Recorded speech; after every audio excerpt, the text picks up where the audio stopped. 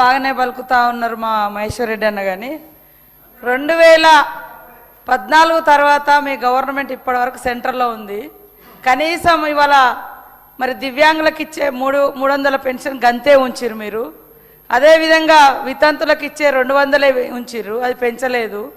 అదేవిధంగా ఇవాళ నల్ల చట్టాలను తీసుకొచ్చి ఎన్నో ఇబ్బందులు పెడితే మా రాహుల్ గాంధీ గారి యొక్క పోరాటంతో దిగొచ్చిర్రు. వ్యవసాయం గురించి మీకు మాట్లాడే అర్హత ఉందా అధ్యక్ష?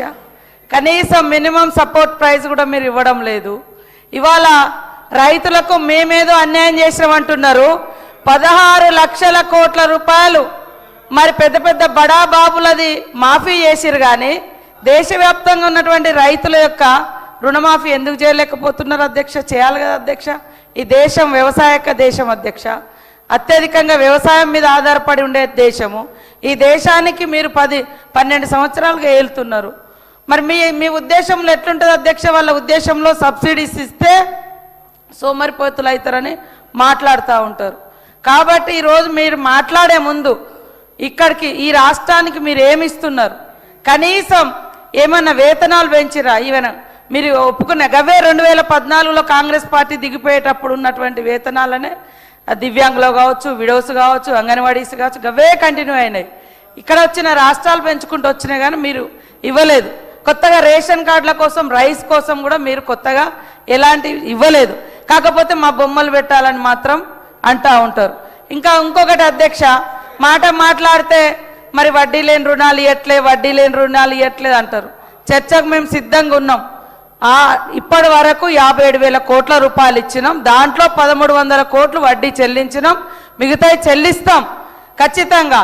మీరు పెట్టినటువంటి మహిళా బడ్జెట్ సంబంధించి మహిళల రుణాల శాఖ వేరు, దట్ ఈస్ మన ఆర్డీ డిపార్ట్మెంట్ సార్. పంచాయతీ రాజ్లో మన సెల్ఫ్ హెల్ప్ గ్రూప్స్ ఉంటాయి. మహిళా శిశు సంక్షేమ శాఖ వేరే, మహిళా సంఘాలది పంచాయతీ రాజ్ శాఖలో రూరల్ డెవలప్మెంట్. అది మన రూరల్ పావర్టీని ఎలిమినేట్ చేయడం కోసం జరుగుతున్నటువంటి సెర్ఫ్ సంస్థ ద్వారా జరుగుతుంది. కాబట్టి మీరు కొంచెం, మేము ఎక్కడ బడ్జెట్ తగ్గించలే, పెంచుకుంటూనే వచ్చినాం. కేంద్రం మాత్రం మాకేం సపోర్ట్ చేయట్లేదు.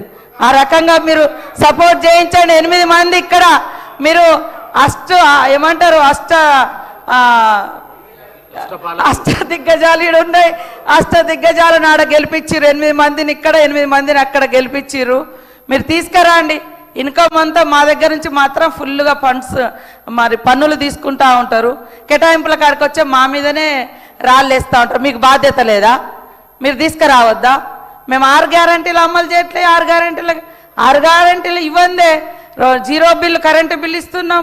అదేవిధంగా మరి ఇవాళ 4.5 లక్షల ఇల్లు ఇందిరమ్మ ఇల్లులు ఇచ్చినాం. అదేవిధంగా మహాలక్ష్మి ఇచ్చినాం, బస్ ఫ్రీ ఇచ్చినాం. ఇవన్నీ ఇవాళ బోనస్ ఇస్తున్నాం.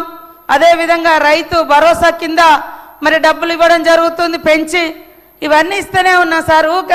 ఊకదంపుడు ఉపన్యాసం లెక్క ఇస్తలేరు. 1-2 ఉన్నాయి, ఇస్తాం తప్పకుండా.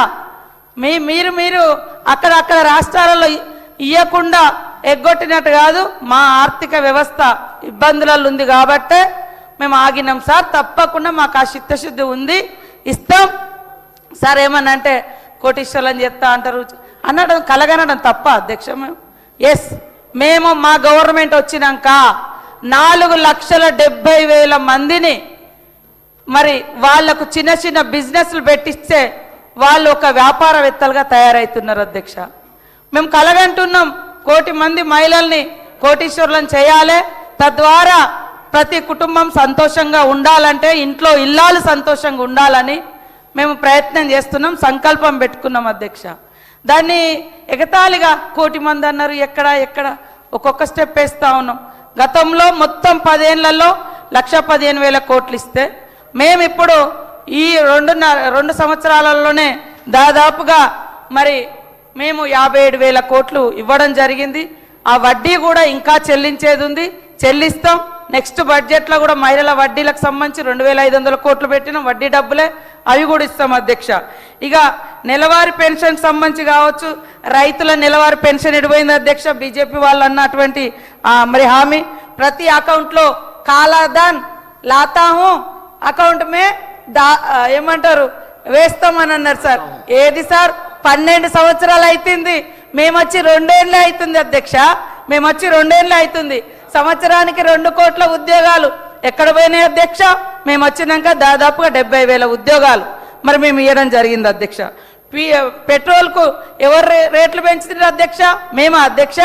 ఈరోజు గ్యాస్ దొరకక ఇబ్బంది పడుతున్నది మీరును ట్రంప్ గారు, మరి అక్కడటువంటి ఇజ్రాయెల్ ప్రధాని ఆయన ఫాదర్హుడ్ అట, మన ప్రధాని మదర్హుడ్ అట. అన్నాక 3 రోజులకే యుద్ధం స్టార్ట్ అయింది అధ్యక్ష.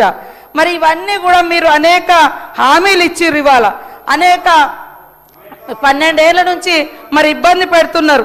కాబట్టి ఇప్పటి వరకు కూడా అధ్యక్ష, ఇప్పటి వరకు కూడా రాష్ట్రం ఏర్పడి 12 సంవత్సరాలు అవుతుంది, వాళ్ళు వచ్చి కూడా 12 సంవత్సరాలు అవుతుంది. కానీ విభజనలో పెట్టినటువంటి హామీలు ఎందుకు అమలు చేస్తలేరు అధ్యక్ష? ఎందుకు అడ్రస్ చేస్తలేరు అధ్యక్ష? కూర్చోబెట్టి పెద్దన్న అని మా సీఎం గారు ప్రత్యేకంగా మిమ్మల్ని బడే బాయ్ అని కూడా పొగడడం జరిగింది. ఎందుకు మీరు ఈ సమస్యలను పరిష్కరించడం లేదు అధ్యక్ష? ఈ ముడిపెట్టి ఎందుకు ఉంచుతారు అధ్యక్ష? మరి ఇవన్నీ కూడా మీరు మాట్లాడాలి కదా, మీకు కూడా ఇక్కడ బాధ్యత ఉంది కదా. కేంద్రంలో మీరు ఇక్కడ నుంచి ఈ రాష్ట్రం నుంచి 8 మంది ఎంపీలను గెలిపిస్తే మీరేం తెచ్చారో చెప్పండి. మేము 8 మంది ఎంపీలం గెలిచిరు మా తరఫున.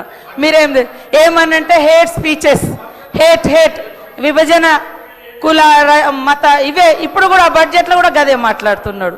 పేదరికాన్ని బట్టి సమస్యలను బట్టి బడ్జెట్ మీరు ఇవ్వండి. మీరు యూపీ మీదనో యూపీ మీద ప్రేమ, బీహార్ మీద ప్రేమ, రేపు కేరళలో ఎలక్షన్లు ఉంటే అక్కడ ప్రేమ, ఎక్కడుంటే అక్కడ కోట్లు ఇస్తున్నారు సార్. మరి ఇక్కడ 8 మందిని గెలిపించిన వాళ్ళకి ఎందుకు ఇయ్యారు సార్? ఇవ్వాలి కదా.